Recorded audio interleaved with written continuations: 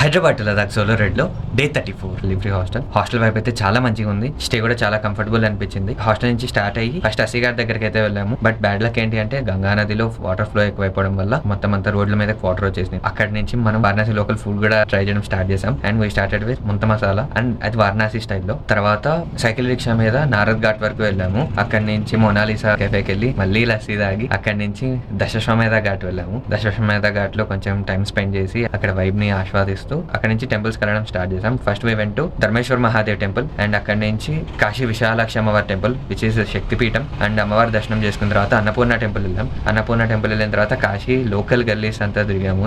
ఆ వాల్స్ మీద పెయింటింగ్ గానీ ఆ వైబ్ గానీ చాలా మంచిగా అనిపించింది. అండ్ అలానే నడుస్తూ పానీపూరి తిన్నాము. తర్వాత మా ఫ్రెండ్ వాళ్ళ ఇంటికి వెళ్ళాము. అక్కడ నుంచి గంగా నది వ్యూ ఎంజాయ్ చేస్తూ నైట్ అయిపోయింది. తర్వాత ఇంకా హాస్టల్కి వచ్చేసి రెస్ట్ తీసుకున్నాము. అండ్ రేపు మనం కాశీలో చాలా తక్కువ మందికి తెలిసిన చాలా తక్కువ మంది చేసిన ఒక యాత్ర చేయబోతున్నాము. అదేంటి దాని గురించి తెలుసుకోవాలి అనుకుంటే stay tune to moto Sanchari.